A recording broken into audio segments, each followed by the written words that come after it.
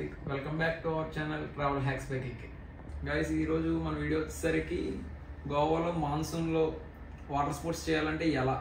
Maximum ప్రతి ఒక్కరి question ఏంటంటే మాన్సూన్లో వాటర్ స్పోర్ట్స్ ఉండవు అంటారు. అసలు ఉంటాయా ఉండవా అన్నది ఈరోజు వీడియోలో చూద్దాం.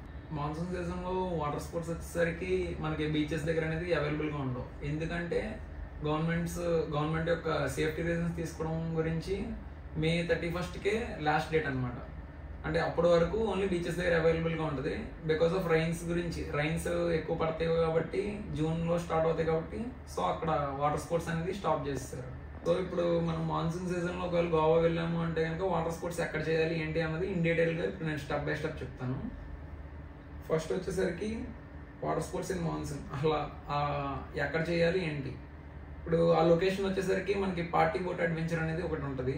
అది గోవాలో 365 days అవైలబుల్గా ఉంటుంది. అక్కడ ఎప్పుడు వాటర్ స్పోర్ట్స్ ఉంటూనే ఉంటాయి. అంటే ఇంకా రైన్ వచ్చిందని చెప్పి ఇంకా ఏదైనా కానీ అక్కడ వాటర్ స్పోర్ట్స్ అనేది రన్నింగ్ అవుతూ ఉంటాయి. సో ఇప్పుడు పార్టీ బోట్ అడ్వెంచర్కి అసలు మనం ఎలా ప్యాకేజ్ అనేది ఎవరి దగ్గర తీసుకోవాలి ఏంటి అంటే స్కామ్స్, గోవాలో చాలా మంది స్కామ్స్ కూడా ఉంటాయి ఇందులో. సో ట్రస్టెడ్గా మనకి ఎలా తీసుకుంటే ఏంటి అనేది ప్రాసెస్ నేను ఇప్పుడు చెప్తాను. ఫస్ట్ వచ్చేసరికి మీరు నార్త్ గోవాలో ఉన్నట్టయితే కనుక అక్కడ ఇప్పుడు టీటోస్ లేన్ దగ్గర మొత్తం అన్ని వాటర్ స్పోర్ట్ యాక్టివిటీస్కి బుకింగ్ చేసుకునే షాప్స్ ఉంటాయి.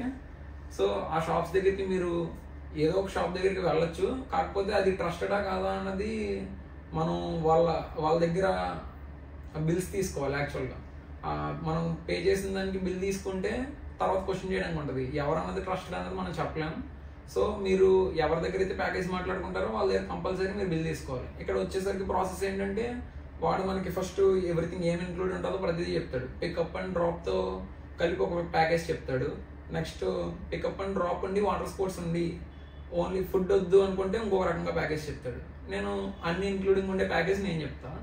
ఇప్పుడు ఓవరాల్గా మనకి water sports 5 types of water sports ఇస్తారు. అది ఫుడ్ అండ్ డీజే పార్టీ, ఈ ఎవ్రీథింగ్ ఇంక్లూడింగ్ ఉండాలి అంటే కనుక పర్ పర్సన్ వాళ్ళు 1400 ఛార్జ్ చేస్తారు. యాక్చువల్గా 2500 అని చెప్తారు కానీ 1400 ఛార్జ్ చేస్తారు. నేను కావాలంటే అది సజెషన్స్లో మీకు ఇక్కడ డిస్ప్లే చేస్తాను. ఇప్పుడు వచ్చేసరికి ఏంటంటే 1400లో మనకి ఏమేమి వస్తాయో యాక్టివిటీస్తో సహా నేమ్స్తో సహా చెప్తాను. వాటర్ స్పోర్ట్స్లో మనకి 5 యాక్టివిటీస్ అని చెప్పాను కదా. ఫస్ట్ యాక్టివిటీ వచ్చేసరికి బంపర్ రైడ్ అని ఉంటుంది. సెకండ్ యాక్టివిటీ వచ్చేసరికి jet ski and third activity kayaking and fourth activity వచ్చేసరికి speed boating and fifth activity వచ్చేసరికి బనానా రైడ్. ఈ 5 యాక్టివిటీస్ వచ్చేసరికి మనకి అక్కడ అవైలబుల్గా ఉంటాయి వాటర్ స్పోర్ట్స్లో. ఇంకా నెక్స్ట్ స్కూబా డైవింగ్ అనేది మాన్సూన్ సీజన్లో అది యాక్సెప్ట్ చేయరు, ఎక్కడ కూడా అవైలబుల్గా ఉండదు. నెక్స్ట్ ఇప్పుడు వన్స్ వాటర్ స్పోర్ట్స్ అయిపోయిన తర్వాత మనకి అది ఫస్ట్ వచ్చేసరికి ఆ లొకేషన్ దగ్గర నుంచి వాళ్ళు మనల్ని కొద్ది దూరం ట్రావెల్ చేస్తే సైట్ సీయింగ్తో పాటు అన్ని ఇంక్లూడింగ్ ఉంటుంది. సో సైట్ సీయింగ్ చూపిస్తూ మనల్ని వాటర్ స్పోర్ట్స్ యాక్టివిటీ ఒక స్పాట్కి తీసుకెళ్తారు. అక్కడ వాటర్ స్పోర్ట్ యాక్టివిటీస్ అన్నీ అయిపోయిన తర్వాత మళ్ళీ రిటర్న్ వచ్చినప్పుడు మనకి లైవ్ డీజే ప్లే చేస్తారనమాట. మొత్తం సెషన్ అంతా క్లోజ్ చేసి, అది ఏసీ కంపార్ట్మెంట్ ఉంటుంది, మొత్తం సెషన్ అంతా క్లోజ్ చేసి డీజే సాంగ్స్ ప్లే చేస్తూ సేమ్ ఇంకా పబ్ యాక్టివిటీస్ ఎలా ఉంటే సేమ్ అలా ఉంటుంది అట్మాస్ఫియర్ అంతా. నెక్స్ట్ వచ్చేసరికి మీరు ఆఫ్టర్నూన్ సెషన్ తీసుకునేలా అయితే కనుక ఫస్ట్ బోట్ ఎక్కగానే మనకి ఫుడ్ అనేది పెట్టేస్తారు వాళ్ళే. ఫుడ్ తింటూ నెక్స్ట్ బోట్ అనేది స్పాట్కి రీచ్ అయ్యాక అక్కడ వాటర్ యాక్టివిటీస్ ఎవ్రీథింగ్ ఇంకా అలా ఇప్పుడు నేను చెప్పిన ప్రాసెస్ అంతా జరుగుతుంది. ఇప్పుడు బోట్లో ఏం జరుగుతుందో ప్రతిదీ ఎక్స్ప్లెయిన్ చేశాను కాబట్టి అసలు ఇప్పుడు మేము బుక్ చేసుకున్నప్పుడు ఆ షాప్ కూడా దగ్గర అసలు ప్రాసెస్ ఏంటన్నది కూడా చెప్తా. ఫస్ట్ వచ్చేసరికి వాడి డీటెయిల్స్ అనేది ఇక్కడ మీకు మెన్షన్ చేస్తాను చూడండి.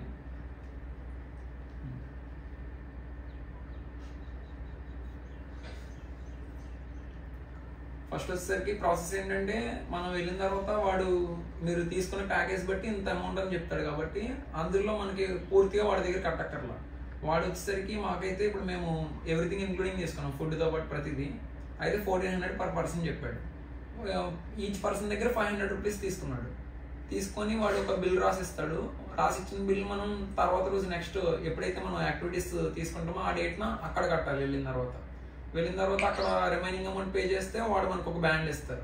ఆ బ్యాండ్ ఇచ్చిన తర్వాత మన టైమింగ్స్ బట్టి మనం బోట్ ఎక్కుతాం. ఇంకా ఎవ్రీథింగ్ సేమ్ చేస్తాం. వన్స్ మీకు ఇప్పుడు బుకింగ్ ఇప్పుడు వాడి దగ్గర చేసుకున్న తర్వాత మీరు రిమైనింగ్ అమౌంట్ పే చేయాలంటే ఆ లొకేషన్కి వెళ్ళాలి కాబట్టి ఆ లొకేషన్ డీటెయిల్స్ అనేది ఇక్కడ మీకు ఇస్తాను చూడండి. ఆ లొకేషన్ ఎక్కడ ఉంటుంది అంటే ఎగ్జాక్ట్గా అటల్ సేతు బ్రిడ్జ్ క్రాస్ చేయగానే పక్కనే గోవా అడ్వెంచర్ అండ్ క్రూజ్ అని ఉంటుంది. ఆ లొకేషన్ మీకు గూగుల్ మ్యాప్స్లో మీరు సెర్చ్ చేసిన వస్తుంది చూడండి. ఆ లొకేషన్కి వెళ్ళిన తర్వాత అక్కడ మీరు అమౌంట్ పే చేస్తారు.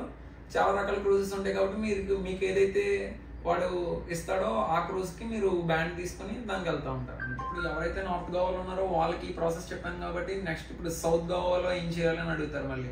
ఆ సౌత్ గోవాలో కూడా సేమ్ ఇలాగే షాప్స్ ఉంటాయి, సేమ్ ప్రాసెస్ అనమాట. అంటే నేను నార్త్ గోవా నుంచి తీసుకున్నాను కాబట్టి అది ఎగ్జాంపుల్గా తీసుకొని చెప్పాను.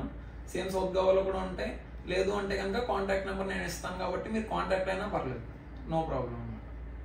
ఈ వీడియో కనుక మీకు ఇన్ఫర్మేటివ్గా అనిపిస్తే మన వీడియోకి లైక్ చేసి ఛానల్ సబ్స్క్రైబ్ చేసుకోండి.